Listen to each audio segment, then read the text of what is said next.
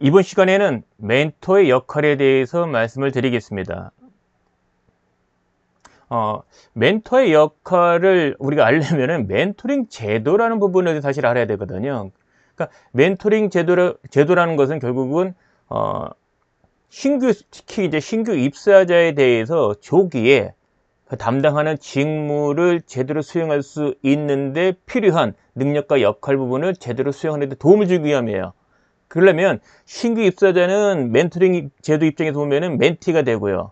그 같은 신입사원을 현업부서에서 능력 개발 기회를 제공해주는, 그러니까 코칭해주고, 그다음에 또 교육해주고, 이런 부분들을 해주는 사람의 역할을 우리 통칭해가지고 이제 멘토라고 부릅니다. 그렇다면 구체적으로 멘토의 역할은 무엇인지 한번 살펴보도록 하겠습니다.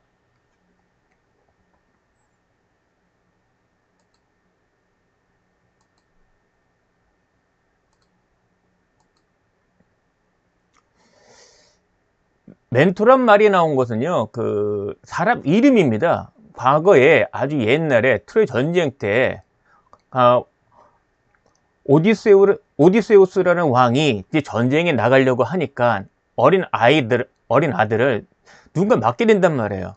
그래서 맡길 만한 친구를 이제 찾다 보니까 멘토라는 친구가 있었습니다. 그래서 자기가 전쟁에 살아올 때까지는 자신의 아들을 아주 지극정성으로 잘 좀 훈육해 달라고 부탁을 하고 간 거죠. 그리고 실제 멘토는 그 왕의 아들을 정말 잘 훌륭하게 키웠습니다. 그래서 10년 뒤에 왕이 돌아와서 왕이 아들을 보니까 놀랍게 훌륭하게 성장을 잘한 거예요. 그래서 그 친구를 상당히 칭찬을 했다고 합니다. 그리고 그와 같은 역할을 해내는 그 멘토 그 행동을 나중에는 그런 것을 본받게 하기 위해서 이제 전파한 거고요. 그 나중에 그와 같은 역할을 하는 사람을 통칭해서 멘토라고 이제 부른 겁니다. 그러니까 실제 사람은 이름이었는데 그가 한 역할이 너무나 귀감이 돼서 그와 같은 역할을 하는 사람들을 멘토라고 이제 호칭을 한 거죠. 그렇다면 멘토의 역할은 구체적으로 무엇일까요? 뭐 회사마다 또 우리 그 개인마다 받아들이는 것이 좀 다를 수 있는데요. 보편적으로 뭐 여러 가지 나오겠지만은 한 24개 정도가 이제 그 추려질 수가 있는데 여기서 이제 어떤 것에 강조점을 두느냐는 사람마다 회사마다 좀 다르다는 거죠. 여러분 같으면은 지금 이 24개 중에 어떤 게 멘토 역할에 가장 더 중요할까? 그리고 뭐 빈도라든지 중요성 이런 관점 한번 골라보시죠. 어떤 게 될까요? 자, 1번부터 24번까지 한 번씩 읽어보시죠. 물론 저도 제 입장에 생각할 게 있는데요. 그건 이제 제 생각인 거고. 자, 멘토 역할이라는 것은 사실 멘토 역할에 해당하는 것은 많다. 그런데 구체적으로 무엇이어야 되는가 부분은 회사마다 그리고 멘토 입장에서 좀 선택을 할 때 차이점이 있을 수 있다. 이거는 맞고 틀리다의 문제는 아니라는 점 여러분 좀 기억해 주시고요. 멘토링이란 부분은 저는 뭐 혼용해서 좀 쓰고 있습니다만 OJT 또는 멘토링. 근데 신규 입사자 입사해서부터 수습기간이 되는 만 90일까지의 진행되는 과정이라면 저는 뭐 멘토링이라는 말도 있지만 OJT라는 말도 타당하다고 보고요. 또 멘토링 말도 타당은 합니다. 다만 포인트가 조금씩은 다르다는 거고 접근 방법이 약간 다르다는 것 뿐이지 본질은 신입사원이 조기에 한 사람의 담당자 몫을 제대로 수행하기 위해서 필요한 그러니까 신규 입사자의 능력과 역할과 신입사원의 역할과 책임을 제대로 수행하는 데 필요한 능력과 역량의 개발 이와 같은 목표에는 다름이 없어요. 다만 현재는 많은 회사에서 우리는 그럼에도 불구하고 멘토링이란 제도로 명칭을 부여한다면 뭐 어쩔 수 없습니다. 다만 멘토링이라는 말을 쓴다면 거기에 걸맞는 그 개념들, 역할들이 있다는 거죠. 그래서 멘토링이 제대로 이루어지려면 멘토도 있어야 되고 당연히 멘토링의 대상이 되는 멘티가 있어야 되는 거죠. 그래서 개념 부분에 대한 걸 좀 살펴보면 멘토링은 전제 조건은 멘토의 역할을 하는 사람이 제대로 선정이 돼야 돼요. 흔한 얘기로 너나 잘하세요 이 비평을 받을 수 있는 사람이 멘토가 되는 거는 말이 안 되는 겁니다. 앞서 멘토에 대한 개념을 그 역사에 나온 그 사람의 이름 멘토, 이 히스토리 제가 말씀드린 것처럼 그 격에 맞는 사람이 멘토가 돼야 되는 거지, 멘토의 역할에 누구를 지정한다고 해서 그 사람이 곧 멘토가 되는 건 아닙니다. 자, 멘토란 역할이 있는데 실제 그 멘토가 되려면 멘토에게 기대하는 역할을 수행할 수 있어야 된다는 거죠. 이게 일치가 돼야 제대로 된 멘토라는 겁니다. 그러니까 호명의 호칭이 아니라 구체적으로 무엇인가를 해야 되는 역할이라는 거예요. 거기에 부합되면 멘토가 되는 거고, 부합되지 못하면 멘토로 선정하면 안 된다는 거죠. 이 점은 여러분 잊지 마시고요. OJT 지도 선배도 마찬가지예요. 너나 잘해서 지우나 잘하지, 이런 비평을 듣는 사람이 OJT에 대한 신입사원에 대한 지도 선배 역할을 제대로 수행을 못하는 거죠. 그런 사람이 임명되면 안 되는 거죠. 그죠? 그래서 멘토링의 성공의 그 관건은 멘토가 누가 되느냐예요. 아무나 될 수 있는 것은 아니라는 거죠. 그러면 그와 같은 누군가 지정이 됐으면 그는 멘토로서 필요한 역할을 제대로 수행을 해야 된다는 거죠. 물론 여기 보시면 이 멘토는 자격 요건에 대한 부분도 있는데요. 실질적으로 멘토링에서는 멘토링의 활동의 본질적인 것들, 그러니까 내용으로는 담당 업무를 수행하는 데 필요한 역할과 책임을 수행하는 데 필요한 능력과 역량에 대한 개발 쪽에 초점을 둔 거예요. 주로 코칭이 되겠지요. 구체적인 내용으로는 직무와 관련되는 거죠. 그리고 담당하는 업무, 그리고 속해 있는 부서, 속해 있는 사업부에 관련된 직장 생활하는 데 필요한 이런 부분들도 포함이 되겠지요. 물론 본질적으로는 멘티 입장에서 봤을 때 꼭 필요한 그러니까 성장에 필요한 것들이 합의된 내용들도 포함은 돼야 됩니다. 그러니까 회사의 일방적인 부여되는 과제도 있지만 구성원 입장에선 개인 관점에서 성장하고 싶은 목표가 있으면 그 목표도 사실은 멘토와 합의가 된다면 그것도 반영이 돼서 실행이 돼야 되는 거죠. 멘티는 누가 멘티냐고 보면은 신규 입사자가 멘티가 되는 것은 당연한 거고요. 그죠? 근데 광의로 치면은 수습 기간이 끝나고 또는 뭐 신입이 입사해서 만 1년이 된 이후에도 멘토링이라는 제도를 사용할 수는 있어요.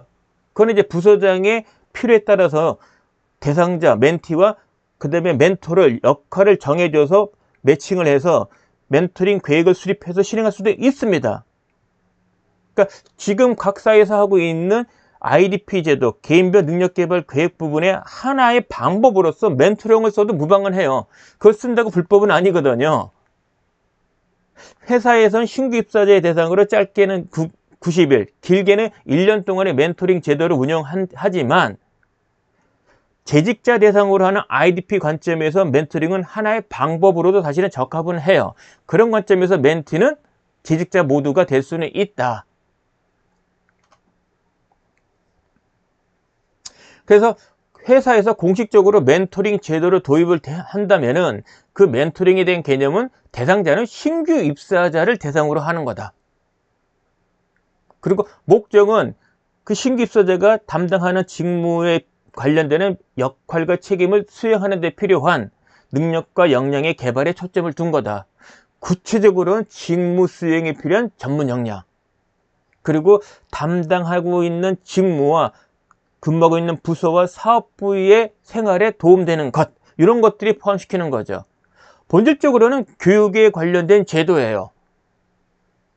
그래서 멘토링을 교육으로 봐야 되느냐 제도로 봐야 되느냐 보면은 교육적 활동이 포함된 건 맞아요. 그리고 제도적인 성격도 맞습니다.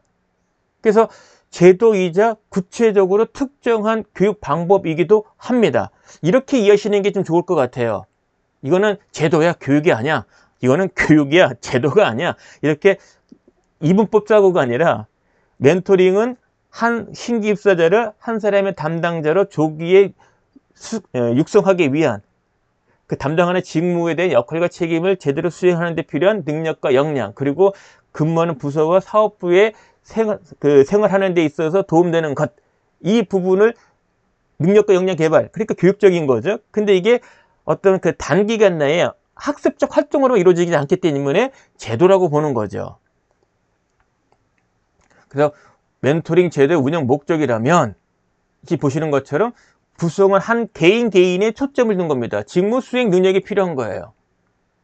기간은 수습기간, 길게는 아니요, 제가 최소 수습기간 90일까지는 당연히 해야 되는 거고요. 근데 90일을 하더라도 입사하자마자 받는 입문교육, 현장 체험교육, 그때 나머지 기간이 되겠죠. 짧게는 뭐 4주, 길게는 8주 정도가 될 거고요. 그 다음에 최근에는 수습기간이 종료되더라도 만 1년 되는 시점까지 연장해서 요 신규 입사자에 대한 집중적인, 의도적인 교육 기회를 제공하기도 합니다. 그럴 때 그 교육의 제공하는 교육의 IDP에 의존하게 되는데 그 IDP 안에서 활용하는 교육 방법의 하나, 교육 활동의 하나로서 멘토링을 써도 된다는 거죠. 자, 멘토링 대상자 지금 말씀드린 거고요. 멘토링이 성공적으로 되려면은 멘토의 이제 역할이 중요하다고 했는데 필요한 자격과 역할에 대한 건 회사마다 물론 정하는데 그 정할 때의 그 기준이 너무 또 이게 느슨해도 안 되고 너무 또 높아도 안 돼요. 너무 높으면 대상자가 사실 없거든요. 그래서 가장 쉬운 거는 너나 잘하세요. 이 소리 안 듣는 사람. 그리고 그 부서 내에서 그 직무 수행에 그래도 전문성을 갖고 있는 사람. 통상적으로 본다면 뭐 만 3년 이상 재직한 사람. 그죠? 그리고 뭐 고과라면은 인사평가에 서 본다면 보통 이상은 돼야 되지 않습니까? 그죠? 뭐라도 조금이라도 배울 구석이 있어야 될 거 아니에요. 그리고 멘토의 역할을 제대로 수행하는 데 필요한 그것들을 좀 수용하고 역할을 제대로 좀 수행할 수 있는 사람, 좀 협조적인 사람, 이런 사람이 되면 좋겠지요. 희한한 게요. 부서 내에 직무 전문성이 뛰어난 사람은 곧 타인을 지도하는, 코칭하는, 가르쳐주는 능력을 뛰어나느냐, 이 점이 아주 명백하게 관계성이 높다고 단정하기는 어려워요. 그러니까 자격은 갖췄는데 역할을 수행하는 데 있어서 부족한 사람이 있어요. 역할 뭡니까? 지도하고 코칭은 이 부분이거든요. 그리고 일정의 형식성으로는 멘토링이든 OJT든 지도 계획서를 작성해야 돼요. 학습과제를 도출하고 학습과제에 대한 좋은 학습 방법을 선정을 해야 되고, 그리고 실제 지도를 해줘야 된단 말이에요. 코칭이든 뭐 모르는 것을 알려주는 교육적 행동들, 활동들을 해줘야 된단 말이에요. 참 이 부분이 멘토 역할을 하는 데 있어서 참 쉽지 않은 것 같아요. 그래서 타의 귀감이 돼, 전문성도 뛰어나. 그런데 멘토 역할 수행하는 요 코칭이나 지도하는 부분에서 아쉬운 부분. 그래서 멘토 양성교육, OJT라면 OJT 지도선배 양성교육이 필요한 겁니다. 멘토 역할을 좀 정리를 한다면요, 지금 보시는 것처럼 멘토링 활동에 대한 지도 계획서를 사실은 교육주관부서가 아니라 현업부서의 멘토가 작성을 하는 거예요. 물론 컨펌은 부서장이 하는 거고요. 그 다음에 멘토링 활동에 대한 멘티에 대한 평가도 이루어져야 될 거 아닙니까? 그죠? 그런 평가도 하는 거고요.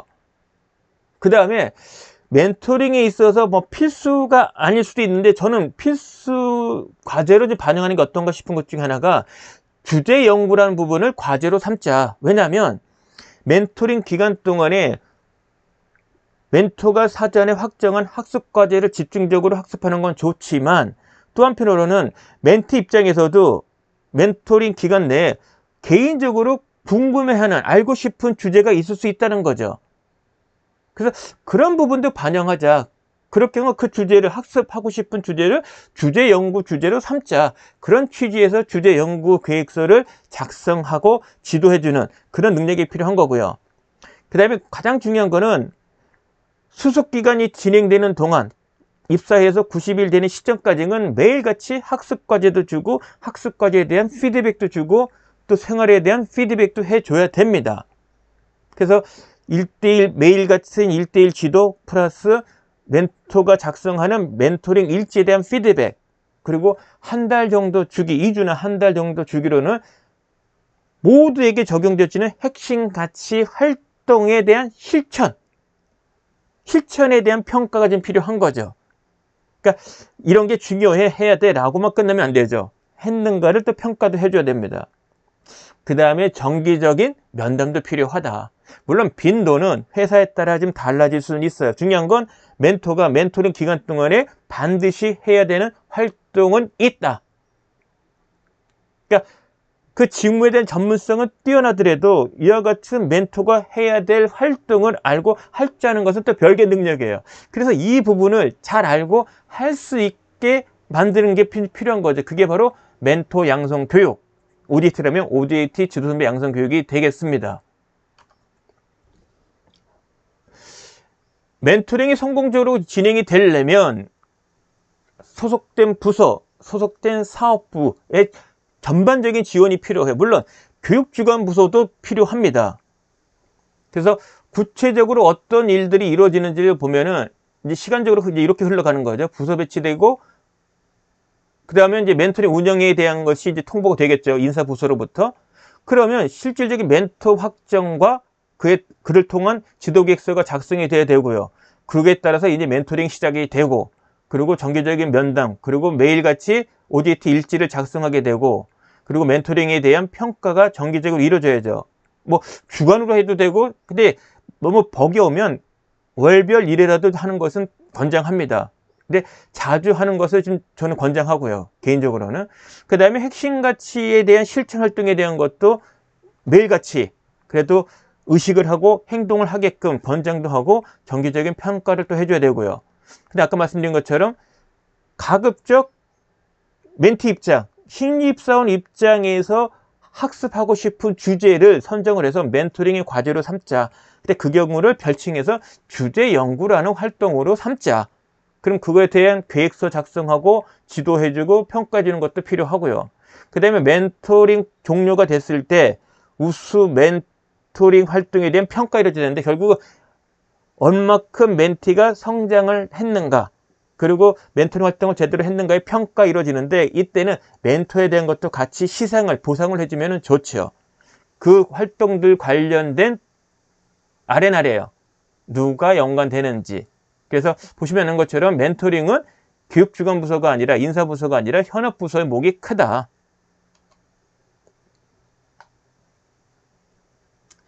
그럼 구체적으로 멘토링 기간 동안에 학습할 내용이 뭐냐? 이 부분에 지금 말씀을 드릴게요. 일단 매일같이 학습 과제가 있고 그것을 지도를 할 때 1대1 지도를 이제 하는데 1대1 지도도 사실은 학습 주제에 따라서는, 내용에 따라서는 멘토가 직접 할 수도 있고 멘토가 학습 주제에 가장 적합한 트레이너 또는 지도할 수 있는 선배 직원에 대해서 선정해서 그를 통해서 이루어지기도 합니다. 그러니까 모든 학습 과제를 멘토가 다 하는 것은 아닐 수도 있다. 이 점은 이해해 주시고요. 지금 보시는 거 보면 특정한 직무 수행에 앞서서 내가 속한 부서, 내가 속한 사업부에 대한 이해도 필요해요. 이건 당연히 필요한 거죠. 그리고 더욱더 무게 중심을 두는 거는 담당하는 직무에 관련되는 거겠죠. 그래서 매일같이 학습 과제로 삼을 수 있는 과제를 엄선한다면 사업부에 대한 이해, 그 다음에 내 부서에 대한 이해, 그 다음에 내 직무에 대한 이해, 그 직무 관련해서 구체적으로 직무 수행에 필요한 지식과 기술에 대한 것들, 이런 식으로 촘촘해지겠지요. 그리고 당연히 핵심 가치에 요구되어지는 구체적인 행동 증거들, 핵심 가치에 해당이 되는 구체적인 실행 활동들, 실천의 활동들을 알고 실행하는 것, 이것들이 학습 과제가 돼야 되는 거고요. 주제연구는 아까 말씀드린 것처럼 신입교 입사자가 선정한 주제에 대한 구체적인 학습 계획을 작성하고 학습이 이루어지고 그것이 제대로 작성되도록 멘토가 지도해주는 이런 활동들이 주제연구 활동입니다. 그 다음에 회사의 그 업종에 따라서, 직무에 따라서는 외국어 학습이 크게 중요할 수도 있는데, 요거는 옵션인 거고요. 그 다음에 이제 멘토와 멘티 간의 합의를 통해서는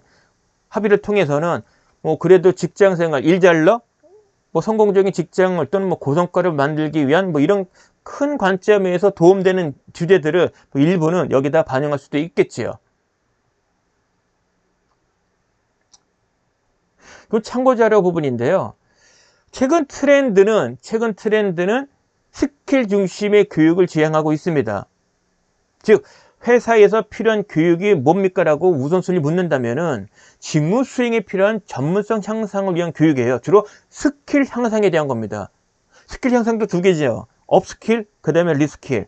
그러니까 특정한 직무의 전문성을 상향으로 이렇게 심화시키는 그런 거라면 업스킬. 직무 수행의 영역을 예를 들면 A라는 직무보다는 조금 더 B 직무를 수행하는 데 필요한 또는 다른 직무를 수행하는 데 필요한 것들을 미리 배워서 조금 더 나의 이력 관리 관점, 경력 개발 관점에서 넓히고 싶다. 그런 경우는 리스킬이 되겠죠. 어쨌거나 스킬의 향상에 초점을 둔 교육이 요즘은 화두다. 뭐 이건 당연한 거고요. 그래서 스킬에 대한 교육을 할 때 가장 중요한 거는 결국은 담당자가 맡고 있는 직무, 그 직무에 직접적으로 연관된 지식, 기술, 태도, 그 중에서도 스킬이 무엇이냐. 여기서 말하는 스킬은 직무 전문성에 관련된 스킬, 직무 전문 역량에 대한 거예요. 그런데 특정한 직무를 보면은 이제 도태되는 스킬이 있고 막 떠오르는 스킬이 있단 말이에요. 그래서 교육의 필요성은 당연히 해당 직무를 당장 수행하는 데 필요한 스킬이 있고 이제는 알긴 아는데 쓸 일이 없어. 그러니까 굳이 앞으로 이거를 강조할 필요가 없는 그런 스킬이 있고 앞으로 또는 지금 하고 있는 일, 앞으로 해야 될 일을 염두에 둔다면 꼭 필요한 알아야 되는 스킬이 있을 수 있는 거죠. 그러면 학습을 해야 될 스킬은 당연히 지금 직무 수행에 필요한 스킬 플러스 앞으로 추가돼야 될 스킬, 이 두 가지가 되는 거죠. 근데 사라져간 스킬에 대해서 학습에 대한 양을 굳이 이제 발생이 안 되니 학습해야 될 총량 측면에서 보면은 늘진 않는 거죠. 그러니까 구성원 입장에서는 해볼 만한 거예요. 그래서 지금 보시면은 왼쪽에 보면은 특정한 직무에 요구되어지는 스킬이 있다면 현재 시점에서 보면은 어떤 건 갖추고 있고 요건 갖추고 있고 그죠? 그 다음에 잘 보십시오. 이런 부분을 지금 필요한 건데 여긴 지금 없어요. 이런 부분이 필요한 건데 여긴 없어. 그럼 앞으로 필요한 건 뭡니까? 이런 부분을 수행하는 데 필요한 스킬이 필요한 거예요. 그죠? 그래서 이런 쪽에 초점을 둔 교육, 이런 데 초점을 둔 교육이 제시가 돼야 되는 거고 만약에 예를 들면 여기 볼까요? 뭐 이런 후보자가 이런 걸 갖고 있어. 그런데 이 직무 수행에는 사실은 연관은 없어요. 그죠? 이게 중요한 건 아니란 거예요. 차라리 지금 없는 요 부분을 채워주는 교육들이 있어야 된다는 거죠. 그래서 멘토링이든 현장의 직무교육에 해당하는 OJT든 초점은 바로 이런 부분이에요. 그 직무 수행에 필요한 스킬이 뭐지? 근데 지금 뭘 하고 있지? 알고 있지? 그럼 부족한 게 뭐지? 그 부분이 OJT의 학습과제, 멘토링의 학습과제가 돼야 된다는 거예요. 또는 주제 연구의 내용이 돼야 된다는 얘기입니다. 그러면 이와 관련된 자료들이 있냐? 있습니다. NCS에 있어요. NCS에. 그는 별도의 영상을 통해서 여러분을 소개해 드리겠습니다. 중요한 거는 이런 관심을 가지시라. 즉 멘토링 또는 OJT의 학습과제는 그 직무 수행에 필요한 아주 구체적인 스킬, 전문 역량, 뭐 스킬이든 지식이든 이런 부분이 파악되고 현재 대상자, 멘티나 또 OJT의 그 대상자가 어떤 걸 갖추고 있고 없는지 부분을 파악해서 없는 부분이 학습과제가 돼야 된다.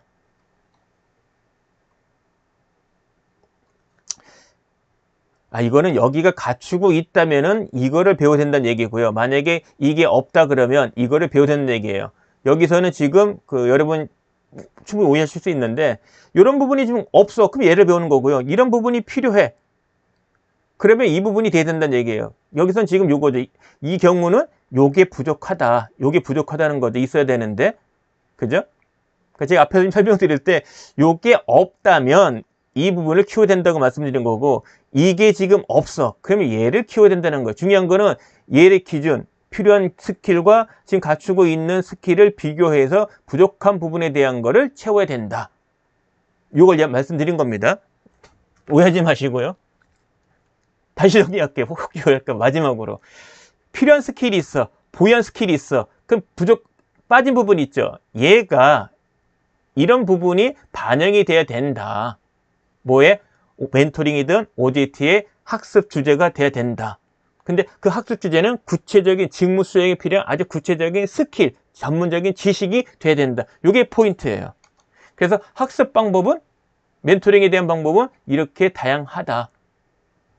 그래서 구체적으로는 이런 역할들, 그러니까 멘토 입장에서는 멘토 역할을 수행한다는 얘기는 결국은 학습을 시키는 건데요. 멘토링의 활동의 본질은 학습을 시키는 거란 말이에요. 지식이든 어떤 그 스킬이든 행동이나 어떤 다루는 기술 다루거나 어떤 특정한 행동들에 대한 거, 근데 마인드 관점에 대한 거, 이런 부분들을 이런 식의 방법을 통해서 가르쳐 줘야 된다. 학습을 시켜야 된다는 거 잊지 마시고요. 그러니까 멘토 역할을 제대로 수행한다는 것이 사실 쉽진 않아요. 그래서 멘토가 선정이 되지면 멘토링이 시작되기 적어도 2주 전에는 멘토 양성 교육이 필요한 거죠. OJT도 마찬가지예요. 한 2주 전에는 멘토 양성 교육, OJT 지도선배 양성 교육이 필요하다라고 말씀드릴 수 있습니다. 멘토링 방법에 대한 하나 예시를 설명을 드리고자 하는데요. 비유를 하나 드릴게요. 멘티가 스스로 참외를 깎아서 먹게 만들고 싶은 거예요.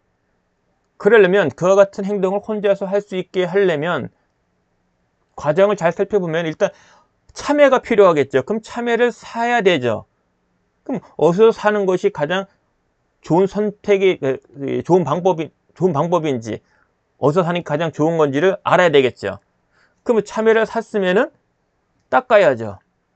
그러면 먹기 좋게 뭔가 깎고 잘라야 될 거 아닙니까? 그리고 먹으려면 거기에 필요한 식기류가 필요한 거 아니겠어요? 그죠? 칼이나 접시 이런 것들, 그러면 뭐 식기류들은 준비해야 되겠죠. 그 다음에 이제 구체적인 참외를 깎는 방법을 알아야겠죠. 그럼 깎았어요. 먹었어요. 지금 혼자 먹은 겁니다. 근데 먹고 나서 또 해야 될 일이 있는 거죠. 설거지 해야죠. 그럼 먹고 나서 음식, 뭐, 찌꺼기가 있어. 쓰레기가 있어.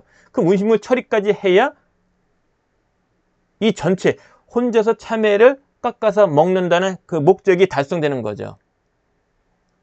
그래서 멘토링을 한다면 결국 멘티한테 원하는 게 구체적으로 어떤 게 그 학습 목표가 나온다면 그 목표를 달성하기 위해서 어떤 과정을 거쳐 갈 것인가를 사실은 멘토가 알고 있어야 되는 거예요. 그런데 다행히도 멘토가 자신 있는 직무 전문성 관련되는 학습 과제들이니 이것처럼 이런 방법들, 이런 구체적인 활동들을 끄집어내는 것은 어렵지 않다는 겁니다. 왜냐하면 하루치의 학습 과제가 그렇게 과다할 필요는 없거든요. 적당량이면 돼요. 그러니까 일과 시간 내에 직무에 관련 걸 배우고 시행착오하고 그 와중에도 학습할 수 있는 분량 정도. 그러면 학습 과제가 하나일 수도 있고 두 개일 수도 있겠죠. 그걸 정하는 거는 멘토가 정하는 거예요. 물론 부서장이 컨펌 받는 거고요. 여기에는 교육부서가 개입을 못해요. 당부하고 싶은 거는 학습 과제가 몇 개이든 그것이 제대로 학습되려면 구체적인 학습 활동, 학습 계획과 거기에 따른 구체적인 학습 활동이 이루어져야 된다. 그 역할을 멘토가 해야 되는 거다. 이 점을 멘토가 좀 잘 기억하셔야 됩니다.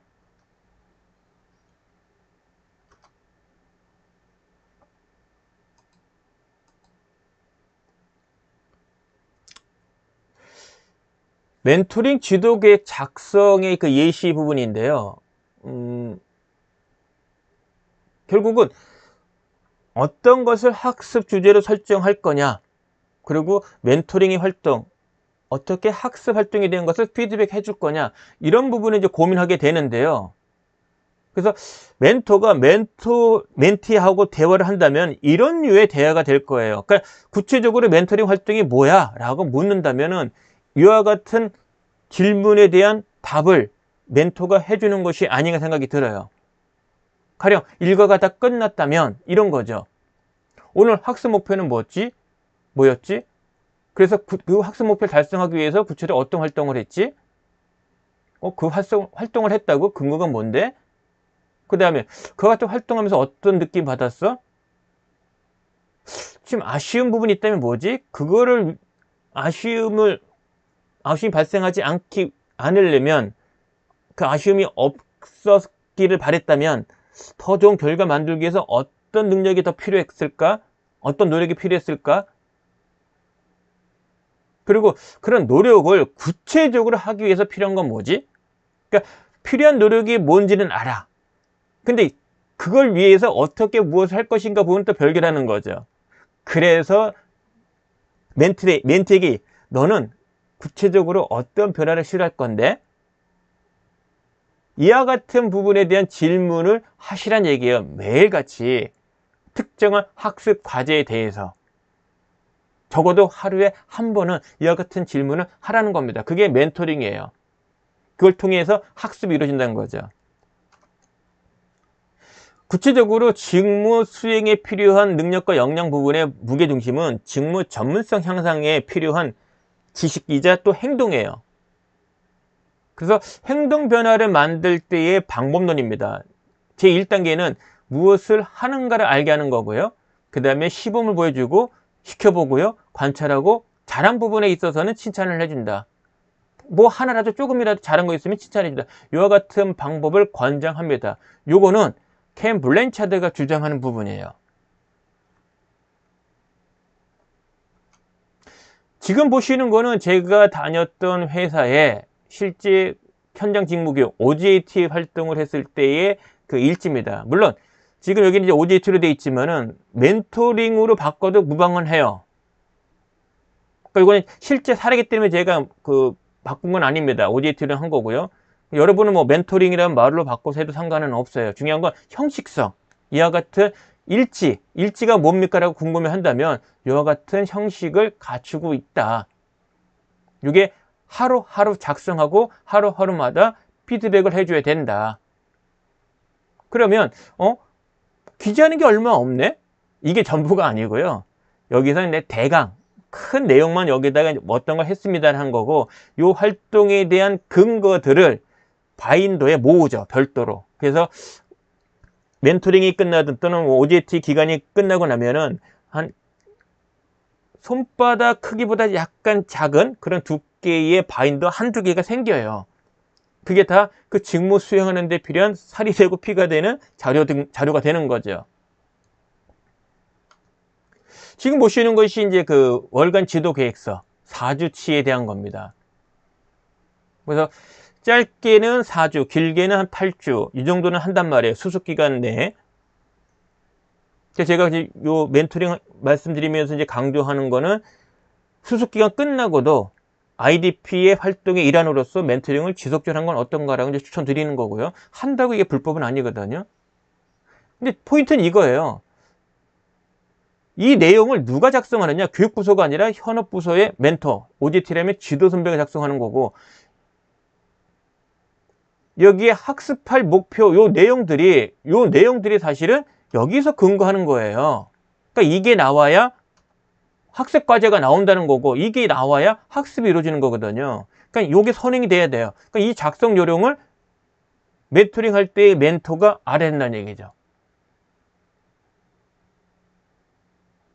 이해되죠? 그리고 이제 활동에 대한 평가 부분이라면 되게 이제 회사마다 핵심 가치가 있지 않습니까? 핵심 가치는 열애가 없단 말이에요. 핵심 가치는 구체적으로 어떤 행동하라는 균과 행동들이 있어요. 그 부분을 알고 실천하게 만드는 것. 그게 멘토링 기간, OJT 기간의 가장 큰 과제 중에 또 하나입니다. 그럼 강조를 했으면 했는지 또 평가하고 피드백을 해줘야겠죠. 그럴 때 쓰이는 양식이다. 여기에 들어가는 거는 핵심 가치별 균과 행동들이 들어가면 돼요. 물론 부서에 따라서 요구되어지는 구체적인 행동들이 있다면 뭐 그것도 좋죠. 왜 연구소는 연구소, 생산이면 생산마다 그 고유의 사업부 또는 팀의 고유의 행동 증거들이 있다면 그것도 넣어도 돼요. 이때 강조 안 하면 사실 핵심 가치에 대해서 무관심해지기 십상인 거죠.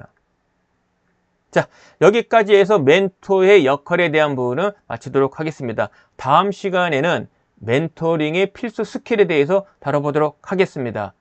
자, 여러분 고맙습니다.